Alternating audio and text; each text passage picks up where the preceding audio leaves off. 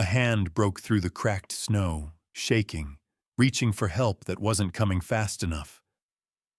A weak cry slipped out, and Max stopped cold beside me. I knew that sound, a life hanging by a thread. We ran toward it, but halfway there something didn't fit. A single line of blood headed uphill, not down. No footprints leading to the injured person, only footprints running away. Whoever was out here didn't wait for rescue. They fled from it. For a moment, I remembered a name I hadn't spoken in 20 years, and the way Raymond once whispered that burden he carried. We both failed him. A past he never explained. A past that never let him sleep through winter nights. When we reached the place where the cry had come from, Raymond froze. His eyes locked on a crumpled note sticking out of the ice. The handwriting he hoped he'd never see again. And that was the moment I realized. The person who needed saving wasn't the only one out here. Someone else was watching us, and they weren't done yet. And really, I'm curious. Where are you watching from? Drop your country name in the comments. I love seeing how far our stories travel. The first thing that broke the night was not the wind, nor the restless shifting of the old pines. It was a sharp, metallic cry, thin, sudden, wrong in a way that made the air itself tense around it. Max lifted his head before I even understood what I'd heard. One moment he lay curled beside the wood stove, eyes half-lidded with the comfort of a long winter evening. The next, his ears shot up, muscles locking tight beneath his coat of dark brown and black. I saw the shift ripple through him, a warning rising from instinct far older than language, and that was enough to make Raymond move. Raymond pushed himself up fast, the reflex clean and practiced, the kind a man keeps even after leaving the service many years earlier. He didn't speak. He never did when danger touched the edges of a night like this. His hand found the leash on the nail by the door, and before he could settle his fingers around it, Max had already pressed close, ready, urgent. The door opened on a gust of cold that carried the faintest echo of that metallic sound. Not the crumble of falling rock, not a branch breaking, something heavier, something forced, something that belonged to a machine meeting the end of its luck. Max lunged into the darkness the moment the crack of the hinge allowed it, pulling with a strength Raymond expected and trusted. Snow swallowed their silhouettes as they moved, one leading with unshakable certainty, one following with the quiet acceptance of a man who has run toward danger far more often than he has run from it. The night pressed close around them, thick and colorless, the cold biting at exposed skin. But Raymond paused just long enough to listen. That moment, just half a second, held the weight of all his years. His head tilted, breath held, eyes narrowing the way soldiers do when the world whispers the kind of truth they cannot afford to misunderstand. The sound he had heard was still there, tucked inside the silence like a pulse fading beneath blankets of snow. A low clang, a muted settling, not loud, but unmistakable to a man who had seen vehicles roll, metal twist, and lives change in the space between two heartbeats. He moved again. No hesitation now. Only purpose. Max climbed the narrow rise leading toward the northern canyon, paws cutting neat lines through the untouched snow. His tail was low, straight, signaling focus rather than fear. Raymond kept a steady pace behind him, boots sinking deep. His breath clouded the air in short bursts, irregular from the cold, but anchored by something steadier inside him. An old promise to never turn away from a call for help, even one carried only by sound and instinct. They reached the lip of the canyon where the wind changed direction. Max stopped, nose lifted, drawing in information the rest of us could never grasp. Raymond lifted the flashlight only a little, letting its beam slice through the white haze in a modest arc, careful not to blind his own night vision. The canyon below dipped into shadow, and for a long moment, nothing moved. But something had been here. Something recent. Raymond tightened his grip on the flashlight and stepped forward. Snow cushioned every footfall. He scanned for the familiar. Broken branches, disturbed powder, a track too crisp to belong to wind. And that was when he saw it.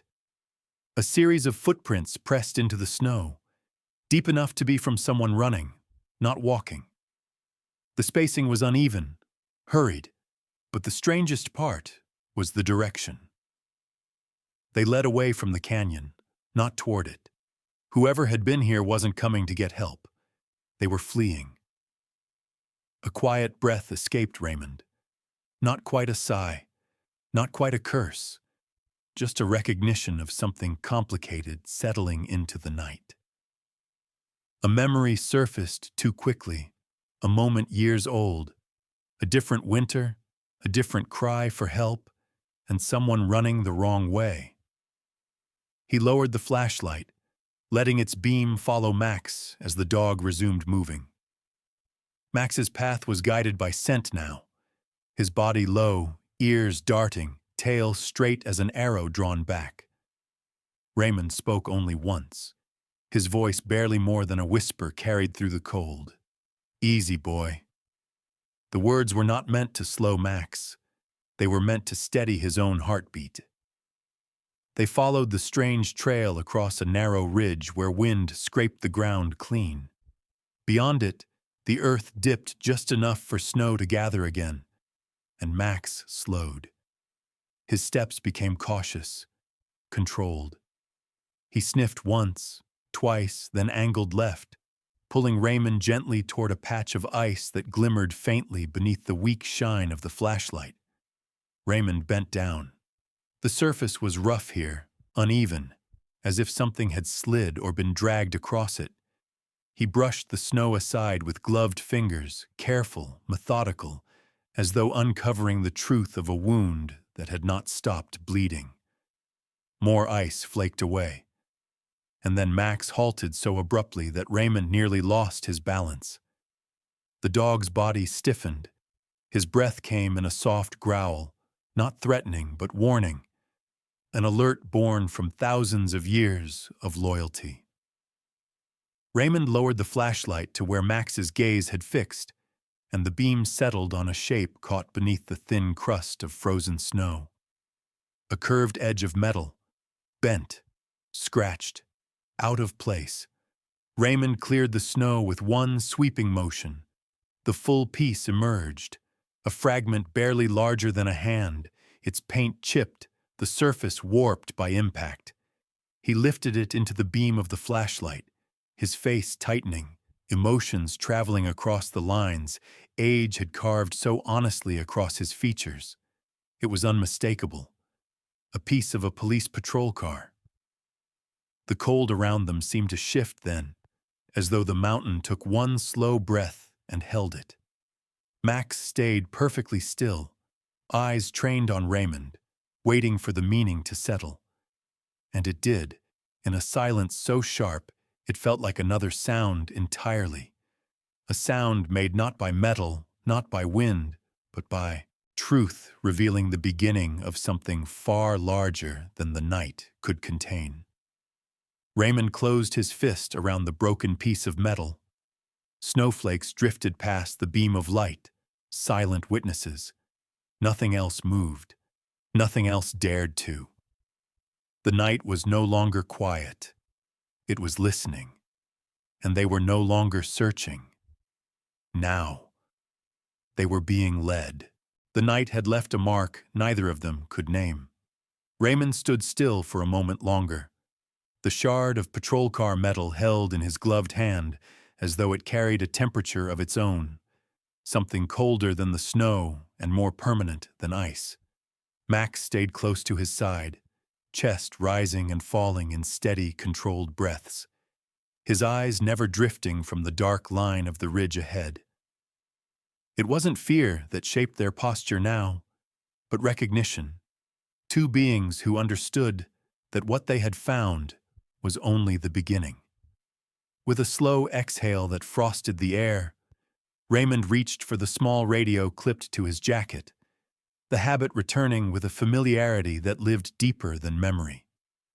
His voice stayed low as he sent the call to town, the kind of voice a man uses when he already knows the night will not be kind. Minutes later, faint headlights trembled through the falling snow, their glow bouncing off the ridge in pulses of muted blue and red. Officer Nora Hayes emerged from the vehicle with the steady composure of someone who carried both authority and empathy in equal measure. At 38, she had the look of a woman who listened before she judged.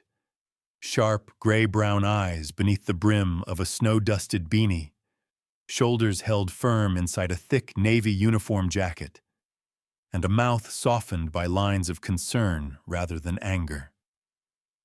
She approached quietly, her boots crunching in a deliberate rhythm that made the night seem less empty. Raymond didn't speak at first. He offered the bent piece of metal into the beam of her flashlight. She leaned in, the reflection catching the faint rise of her breath, and he watched a small shift travel across her face. Recognition, followed by something heavier. She brushed the snow from the paint, and the distorted numbers revealed themselves just long enough to settle into certainty. It belonged to the patrol car reported missing since noon.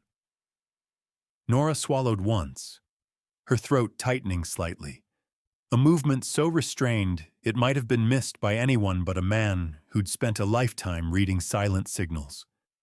Before she could form a question, Max lifted his head sharply, his body angled away from the canyon's downward slope.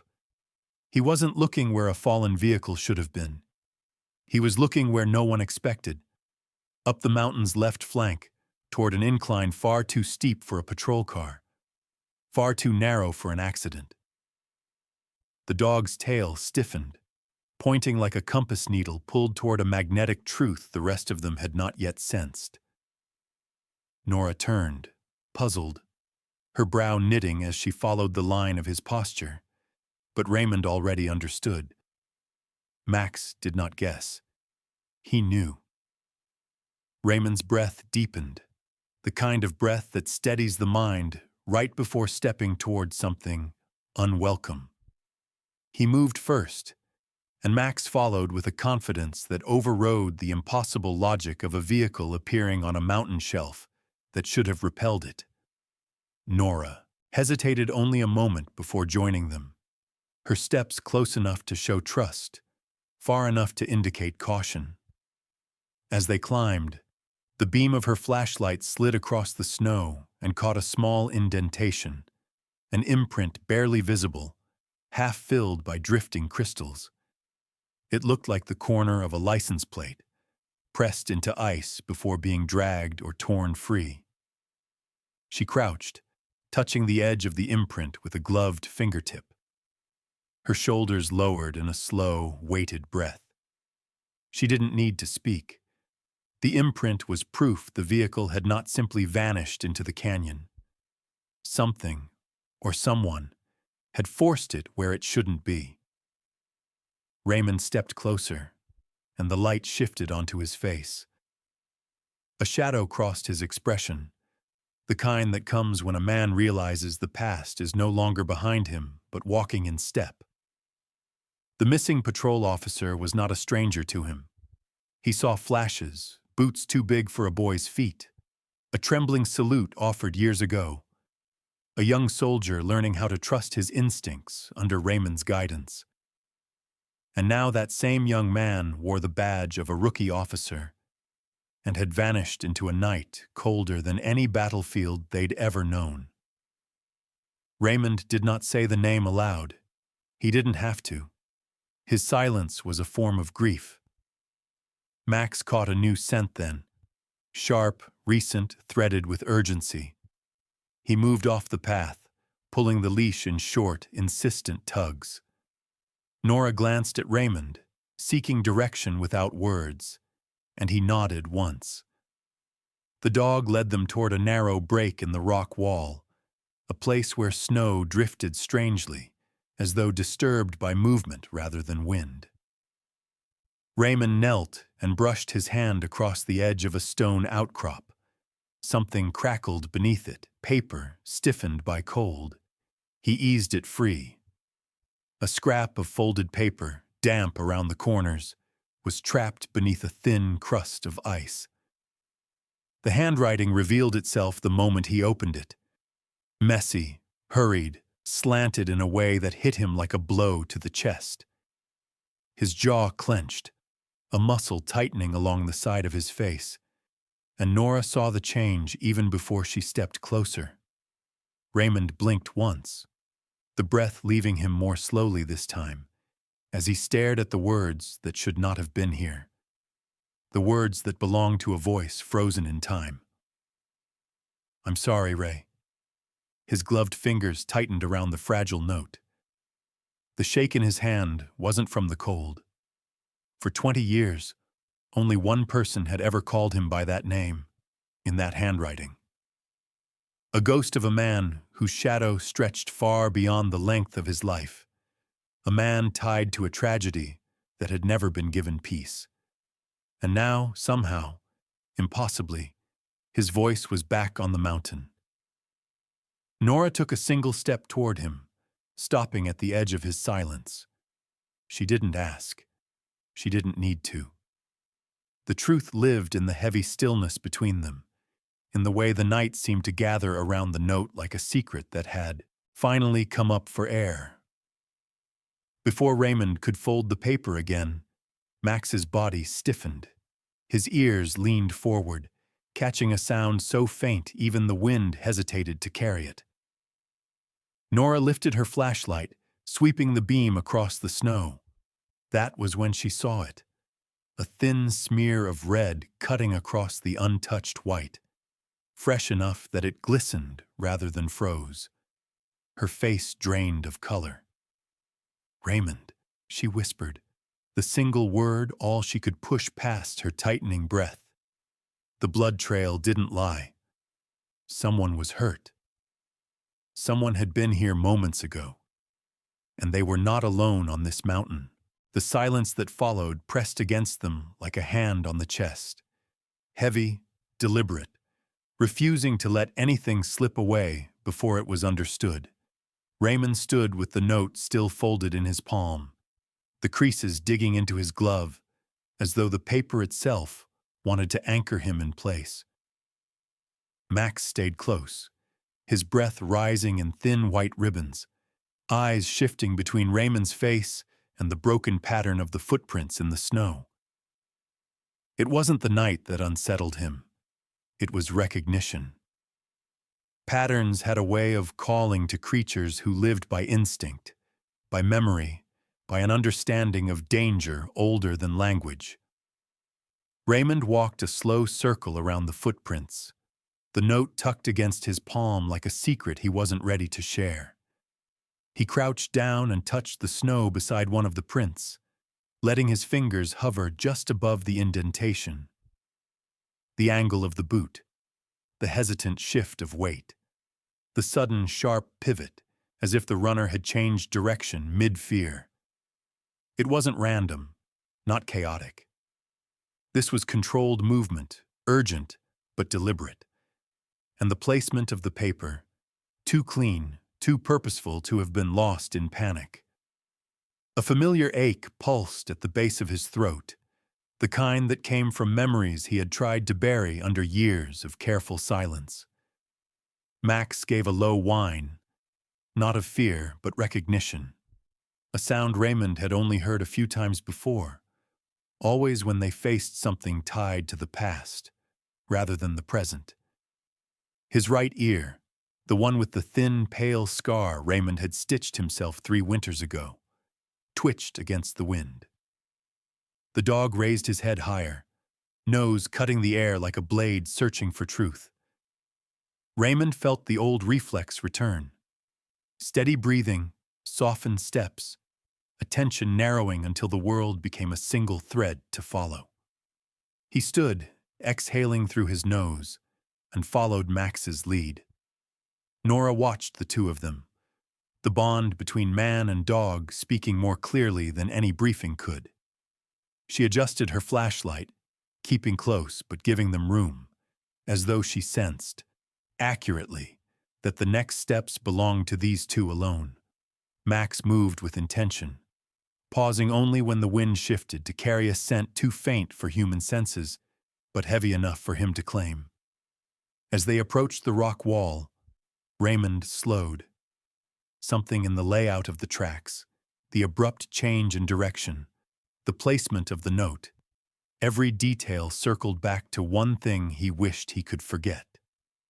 It mirrored a tactic his old unit had used while retreating under fire. Leave a signal for those who understood it. Confuse those who didn't. A language of survival written in footprints and silence. He had taught that tactic, and someone out here had used it. His chest tightened. He pressed a hand briefly to the rock, grounding himself against the rising tide of memory, dirt roads halfway across the world, frantic breath in his earpiece, the last look, exchanged with a young man who believed justice would come simply because it was deserved. It hadn't. Not for Owen Callister. Not after the system took his brother and returned nothing but questions. Max halted so suddenly the leash snapped taut. His body leaned forward, legs stiff, tail a straight line. His breath quickened, but not from exertion. Something was close. Something alive. Raymond stepped beside him, lowering himself into a crouch as Max nosed toward a thick drift of snow pressed against a large slab of fallen rock. The snow there behaved strangely, too smooth on top, too hollow underneath. Raymond brushed away a handful of powder, revealing a small gap. From inside came a faint sound, barely more than a vibration against the cold air. A groan. Weak, thin, human. Nora dropped to her knees beside them, flashlight angling down into the narrow pocket beneath the fallen snow. The beam illuminated a glimpse of fabric, a uniform jacket, then a pale cheek, slack and trembling. The young officer lay wedged under the natural shelter created when snow had slid off the rock and refrozen, forming a shallow cave. Frost clung to his lashes. His lips were cracked, breath shallow, fading in and out like a radio losing signal. Raymond pushed farther snow aside, careful not to collapse the fragile space. The rookie's head drifted toward the light, eyes barely open, the flicker of recognition buried under layers of shock. Raymond reached in, gloved fingers brushing the man's collarbone to check for consciousness. His hand stilled. There, slashed across the front of the uniform, was a harsh, curved bruise, too symmetrical, too deliberate. Not the result of a fall, not from losing control on ice. Something, or someone, had forced the vehicle, a controlled hit. Raymond's stomach knotted. The rookie's breath shuddered, and his lips moved. The sound was faint, broken by the cold, but the name that escaped him struck harder than any impact. It was Owen Callister. Raymond froze, his entire body suspended in a single, stunned heartbeat. He felt the world tilt, not physically, but inside him, where an old scar he never spoke of tore open just enough to bleed again. Nora looked toward him, confusion sharpening into concern, but Raymond didn't lift his eyes. He remained still, hand braced against the snow, as if any movement might make the moment too real. Owen. The man whose life had been split in half by one wrong death. The man Raymond once promised to protect. The man who had disappeared into his grief like a stone into deep water. Max pressed against Raymond's leg, sensing the shift in his breathing, a small tremor running through the dog's frame as if he shared the memory, shared the guilt. Raymond swallowed, the motion tight, forced. He slid his arms under the rookie to lift him free, careful but urgent. Nora helped clear space, supporting the officer's weight as Raymond pulled him into the open air. The rookie's head fell against Raymond's shoulder with the heavy trust of someone who had no strength left to offer. For a moment, Raymond simply held him. His face remained unreadable, but his eyes flicked toward the path leading back down the ridge, calculating distance, exposure, how long a wounded man could survive in temperatures like these. Before he could speak, Max's ears shot upward. His body leaned forward, every muscle stiffened, tail rigid, breath halted mid-exhale. He stared up at the cliffs above them, not moving, not blinking, pupils narrowing to slivers of warning. Nora followed his gaze, her flashlight swinging upward. The beam hit only stone and shadow at first. Then something shifted, too quiet to be steps, too smooth to be falling snow. A presence, watching, measuring. Max let out a deep, vibrating growl that began in his chest and rolled outward, low and certain. It wasn't fear. It was the sound of a guardian announcing that whatever hit above them had crossed a line. Raymond tightened his grip on the rookie, shoulders angling protectively. The chill in the air changed, as though pressure had dropped, or breath had been stolen from the mountain itself. No one spoke. No one dared. Above them, on the jagged ridge, something or someone moved again. The night was no longer a search. It had become a hunt, and they were no longer alone. The night held its breath as if it, too, feared what would come next. Raymond had just lifted the injured rookie into a safer hollow of rock when the wind shifted again. Slow at first, then sharp, pushing the snow sideways in restless swirls. Max stood rigid, eyes fixed on the ridge above, the small growl in his chest rolling like distant thunder. Nora swung her flashlight upward, the beam trembling in her hand, and that was when the figure stepped through the curtain of blowing snow. Owen Callister appeared without warning. No weapon, no raised fists, no threat in the way most people understood danger.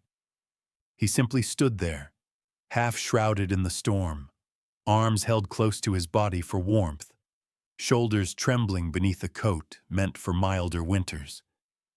His face looked stripped of years and hardened by others. Every part of him seemed to shake, not from cold alone, but from the weight of the choice that had dragged him into this night. For a long moment, no one moved. Even the mountain seemed to listen. Owen's eyes found Raymond first. They lingered there with a kind of broken recognition, like a memory trying to stand upright again. Snow clung to his eyelashes, melting too slowly to be from heat. When he finally spoke, the words escaped him on a single unguarded breath. "I never meant for anyone to die." The sentence fractured in the wind. It wasn't an excuse, it wasn't a plea. It was a confession shaped by 15 years of unanswered grief. Raymond did not answer. His silence was not rejection. It was the space a man gave to truth he wasn't ready to touch. Max, sensing the tension, stepped forward just enough to place himself between them. The injury on his leg barely visible yet present in every careful shift of balance. The storm rose without warning, wind carving through the canyon like something alive, swirling snow into walls that hid the faintest path. The ridge behind them darkened until nothing remained but the sound of ice grinding against rock. Nora moved closer to Raymond, leaning against the wind, and glanced toward the only exit they had used minutes earlier. It was gone, swallowed whole by the white.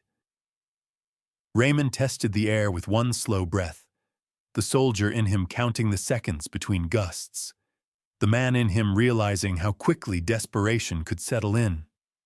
He tightened his hold on the rookie's jacket and shifted his weight, bracing them both. "We need to move," he murmured. Not loud, not dramatic, just absolute. It was only the second line of dialogue spoken, but it carried a gravity that routed through every person and animal there. Owen stepped forward, but Max barred his way with a low, steady sound. Not a threat, merely a warning shaped by loyalty. Owen stopped.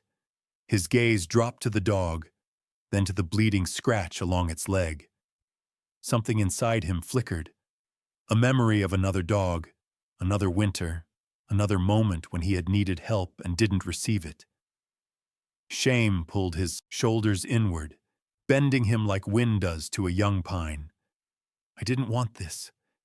Any of this," he whispered, voice cracking under the strain. "I just wanted them to hear me this time." The storm's roar swallowed the meaning of his words, but Raymond heard it. All of it. The pain, the desperation. The years spent standing on the wrong side of justice while watching others walk free. He understood because grief, when starved long enough, became a kind of hunger that blurred right and wrong. But understanding did not erase the danger or the damage.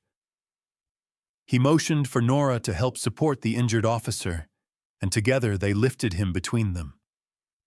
Max limped to Raymond's side, teeth clenched against the sting in his leg. Raymond knelt, cupping Max's muzzle briefly in his hand, letting the dog feel the steadiness he himself was beginning to lose. Max's eyes softened, full of trust, unwavering, unburned by doubt. The gesture steadied Raymond more than the cold weakened him. Owen watched this with a kind of reverence, as if seeing in their bond something he had lost long ago. He turned away for a moment, wiping the wind-driven tears from his face, then spoke again. Third and final sentence. "Let me help fix what I broke." It wasn't a bargain. It was surrender. Raymond said nothing, but stepped aside just enough to let Owen assist Nora with the rookie. It was the smallest offering of trust, carved from necessity rather than forgiveness, but it changed the air between them. For the first time that night, Owen's breath eased. They moved as a single uneven line through the tightening canyon, Raymond at the front, with Max limping beside him, Nora steadying the rookie, Owen supporting the weight from behind. Snow hammered down harder, sticking to their coats, weighing their steps. The wind made the canyon groan, long, low sounds like warnings dragged out from the earth itself.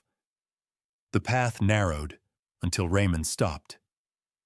Ahead of them stretched the only exit the mountain had not yet buried, a natural ice bridge spanning a deep fissure. Under calm conditions, it was fragile. Under a storm like this, it was suicide. The surface glowed faintly in Nora's flashlight, thin as frosted glass, trembling under the weight of wind alone. Raymond felt Max lean against his leg, not pushing, not urging, just grounding him. The dog's breath brushed his knee in slow, painful exhalations. Raymond lowered a hand to Max's shoulder. He didn't need words. Their whole history lived in gestures like that, shared burdens carried in silence. Behind him, Owen looked at the bridge with a mixture of fear and acceptance. His choices had carried him into this storm. Now they would have to carry all of them out. A sudden crack split the air, sharp, echoing, final. The ice under the first third of the bridge spidered outward, thin lines racing across the surface like lightning trapped beneath glass. The entire structure shivered, protesting the weight of merely existing. One last chance, or none at all, Raymond stepped toward it, and the bridge cracked again. The storm had done its best to bury the truth, but by the time they reached the edge of the ice bridge, there was nowhere left for it to hide. Wind clawed at their coats as Raymond faced Owen, the frozen gap yawning just ahead. The injured rookie slumped against the rock behind them, with Nora guarding his breath. Max stood between the two men, chest heaving, injured leg trembling with each shift of weight, his eyes moving from one face to the other like he understood how much history stood in the narrow space between them. Snow stuck to Owen's lashes and beard, but the real frost lay in the way he couldn't quite meet Raymond's gaze. Raymond's features were carved into stillness, not with anger, but with a kind of deep, worn-out sorrow that had taken years to form. For a while, the only sound was the wind scraping over stone and ice. Then Raymond stepped closer. Not enough to threaten, not enough to comfort, just enough so that the words he let out would not be stolen by the storm.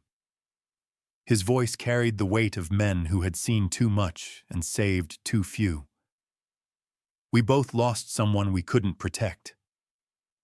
The sentence fell between them like a verdict neither of them could appeal.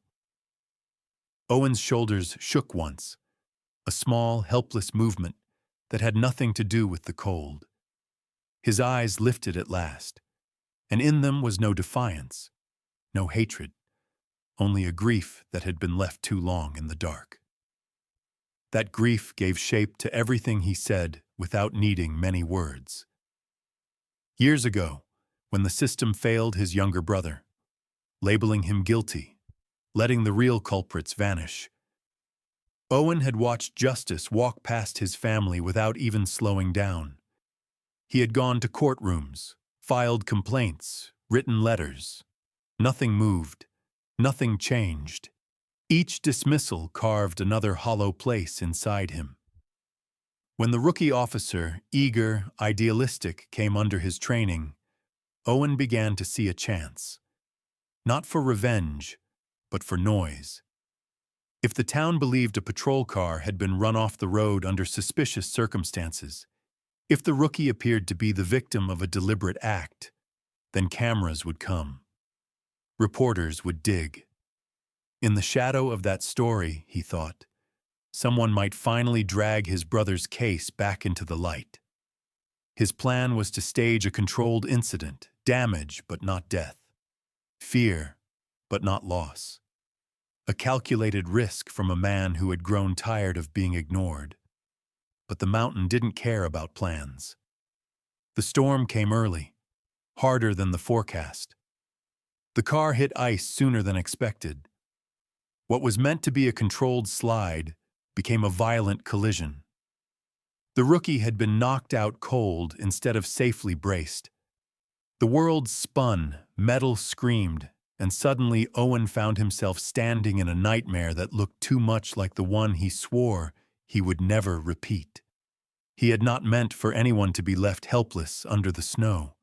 He had not meant for a dog with a scar on his ear and a man with tired eyes to find this wreckage. Raymond listened without interrupting, letting each piece of the story fall into place alongside the footprints, the note, the bruise across the rookie's chest. He could see now how every choice had been shaped by a wound left untended.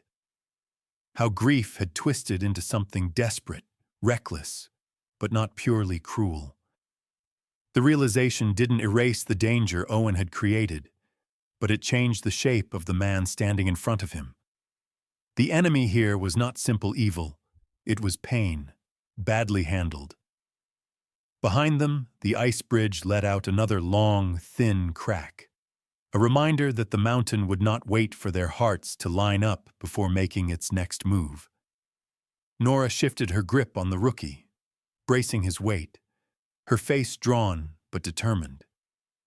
Time inched closer to a line they could not uncross. Raymond glanced down at Max, who stared out at the fragile span of ice with the steady focus of a shepherd watching over a cliff edge. The dog's leg trembled, but he did not pull back. Raymond turned his face back to Owen, and something softened around his eyes. He could not absolve the man. That belonged to courts and consequences. But he could recognize the broken line that ran between them. Two men who had both stood over graves they wished they could empty back into life. He nodded toward the bridge, the decision already written in the set of his shoulders. They needed to move now, together, or none of this would matter. Max stepped forward first, testing the ice with careful, measured steps. His claws slid slightly on the surface, but he adjusted his weight, keeping his center of gravity low. Raymond followed, boots pressing onto the narrow path, every crackling sound underfoot firing old instincts in his spine. Nora came next with the rookie held between her and Owen, their combined weight a risk they could not avoid. The wind pushed against them from the side, trying to tilt them off balance, but they leaned into it, 1 inch at a time. Halfway across, the world shifted. The bridge groaned, a long, drawn-out note, and then the ice beneath Owen's feet spidered with a web of fractures. The surface dipped, cracked again, and a slab gave way. In the sudden drop, Nora lurched, nearly losing her footing, the rookie's body sagging between them. Owen reacted without thinking. He shoved Nora hard toward the far side, releasing his support just long enough to send her and the rookie stumbling into Raymond's reach. As he did, the ice under him fully collapsed. His legs slid out from under him, and he dropped toward the jagged edge, fingers clawing for purchase on a lip of ice that was already breaking apart. For a fraction of a second, it seemed inevitable that this would be the night Owen's story ended in the same kind of cold, senseless fall that had once taken his brother's future away. His body tilted toward the empty space. The wind roared up from the darkness below. His right hand slipped, leaving him hanging, by only his left, boots kicking at air. Max made the choice before any human brain could catch up.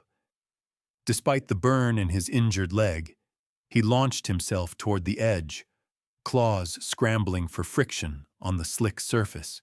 His body slammed belly first into the ice as he stretched as far as he could, jaws snapping around Owen's sleeve just as the man's last grip gave out. The fabric tore under his teeth, but he held on, muscles straining, a low growl of effort vibrating through his entire frame. Every nerve in his damaged leg screamed, but he did not let go. For a moment, the world became a chain. Owen dangling over the drop, Max stretched flat on the ice with his teeth locked in the man's sleeve, and Raymond diving forward to grab the thick fur at the dog's shoulders with both hands.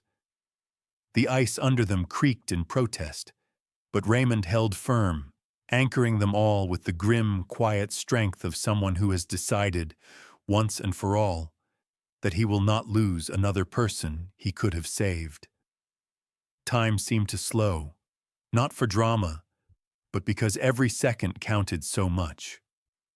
Nora, having regained her balance on the far side, shifted the rookie against the rock and scrambled back just enough to brace her weight behind Raymond's shoulders. Together, they leaned back, pulling inch by inch. Max's jaw trembled with effort, but his grip did not fail. Owen's free hand found the edge of the ice again, knuckles white, breath running out in sharp, frightened bursts. Finally, the weight shifted toward safety. Owen's torso cleared the lip, then his hips, then his legs. The three bodies collapsed in a heap on the far side of the bridge. Owen gasping, Max panting, Raymond's face lined with exhaustion and something deeper that looked a lot like relief. For a long time, none of them spoke. The storm raged on, but inside that small circle of breath and heartbeat, there was only quiet. Max rolled onto his side, eyes half closed, chest rising and falling in ragged cycles. Raymond's hand found the dog's neck, thumb rubbing gently along the familiar line of scar at his ear. A silent thank you, a wordless vow.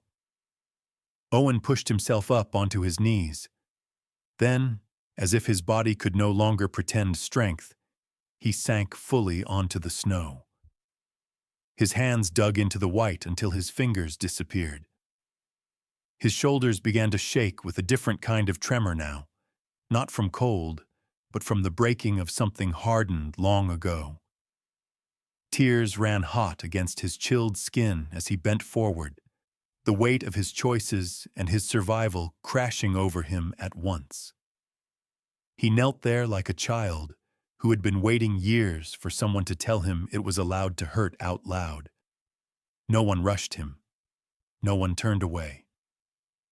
In the soft glow of the flashlight and the swirling snow, Owen's sobs became a kind of release, not a neat resolution, but a beginning of something gentler than rage. Raymond watched, eyes tired but no longer entirely dark.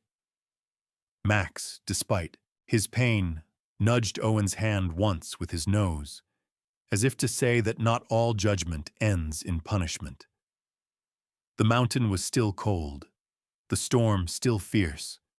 Consequences would still wait for all of them on the other side of this night. But in that fragile moment, man on his knees in the snow, dog by his side, old friend standing guard, something in the story shifted from pure sorrow to the first small, stubborn shape of healing. The night after the rescue settled into a quiet neither Raymond nor Max tried to disturb. It was the kind of silence that follows a storm, not empty, but gentler, as though the world itself were catching its breath after holding too much for too long. Owen surrendered before dawn. He walked into the station with snow still melting on his shoulders, hands shaken but steady, and Nora met him without judgment. She listened longer than most officers would, letting him speak through the tangled weight of his choices. When he finished, she gave only a slow nod and told him she would reopen his brother's case. It wasn't forgiveness. It wasn't absolution. But it was a beginning, and beginnings are often the only things wounded men can carry without shaking. The rookie survived the night. His breathing evened out. His eyes fluttered open. His fingers reached blindly before finding Raymond's sleeve. The young man didn't say much, not because he was hiding anything, but because gratitude sometimes has no shape but touch. Raymond squeezed his hand gently, surprised by the surge of protectiveness he felt in his own chest. The boy looked at him the way recruits used to look at commanding officers who walked them through fire. A quiet, reverent trust. A father-shaped space filled by a man who never expected to belong in that role again. Max remained close through it all. He moved between beds and benches with a limp, settling only when he found Raymond leaning against the white wall of the small-town hospital. The dog pressed his side into the man's leg, letting his own weight rest there as if to reassure them both that they had come through something larger than they knew. The hallway's soft fluorescent glow reflected in Max's dark eyes, and Raymond saw his own exhaustion mirrored back at him, and something steadier beneath it. Survival, loyalty, the quiet relief that comes after choosing the right path, even when the ground shakes. Outside, the wind softened to a tired hush. Snowflakes drifted without urgency, settling on railings and branches like feathers too worn to fly. Raymond stood under the overhang by the hospital entrance, one hand on Max's collar, the other tucked in his coat pocket. He watched as Owen was escorted to a holding room, not in handcuffs, but with Nora walking beside him, like someone guiding a friend toward something painful, yet necessary. Raymond didn't look away. Neither did Max. There was no judgment left, only the recognition that some wounds demand the courage to stand in full daylight before they ever begin to close. Hours passed in slow, healing increments. Nurses moved quietly. The storm clouds cracked open. A pale gold warmth crept along the horizon, touching snowbanks with a glow that made them look less like scars and more like softened edges. Raymond breathed it in, the cold air burning his lungs in a way that felt strangely cleansing. He stayed until the rookie's mother arrived, rushing, trembling, whispering prayers under her breath. Her tearful thanks wrapped around Raymond like a blanket he didn't quite know how to hold. When she bent to stroke Max's fur, the dog leaned into her hand with the gentlest acceptance, his tail brushing weakly against the floor.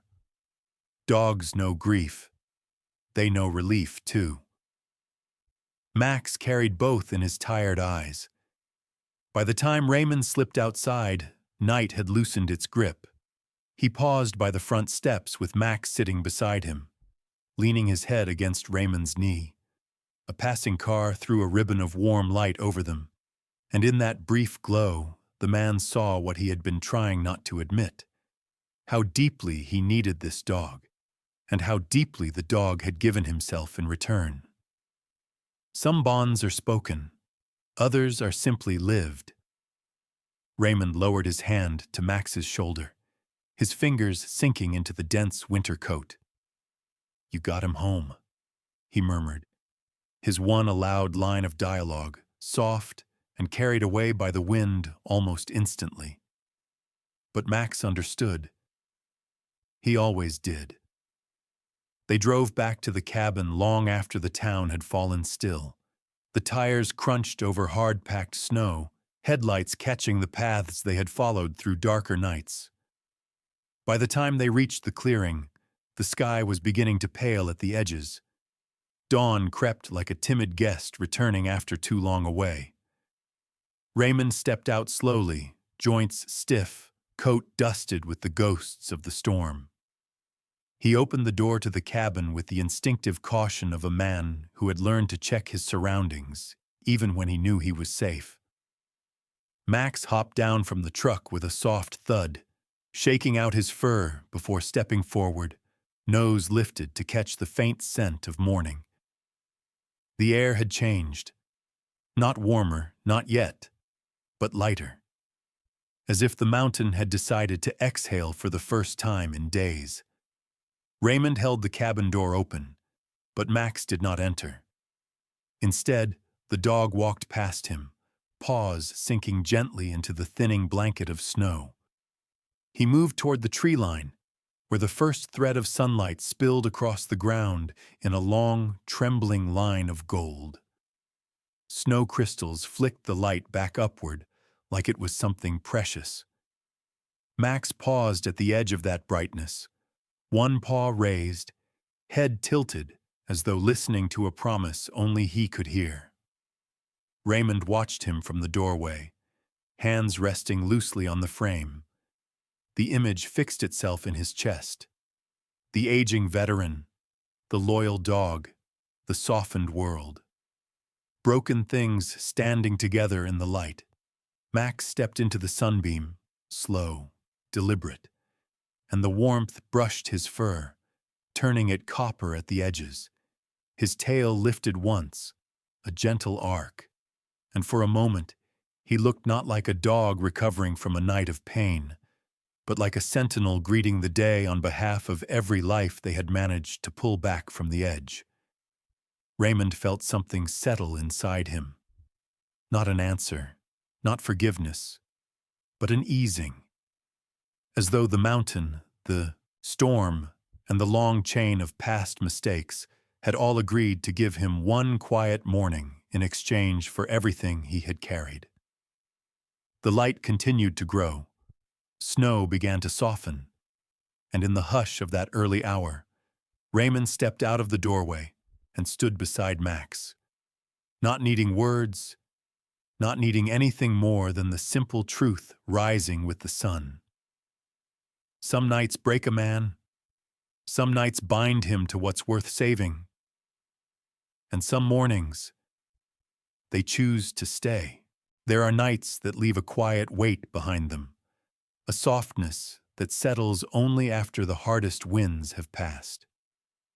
In that stillness, you begin to hear the small things again, the steady breath beside you, the gentle shift of a loyal body resting close, the kind of silence that doesn't feel empty anymore. It's in moments like these that courage shows its quieter face, not in grand gestures, but in the way someone chooses to stay, even when they're tired, even when the path has been cold for too long. And loyalty, true loyalty, rarely raises its voice. It simply walks beside you until the light returns. Some stories don't end when the mission does. They linger, in the warmth of a hand resting on fur, in the calm that follows fear, in the hope that rises quietly after a long night. That hope may be small, but it has a way of returning, the same way dawn returns to the mountains, slow, gentle, unhurried. If this story brought you even a little comfort tonight, I'd be glad to share another one when you're ready.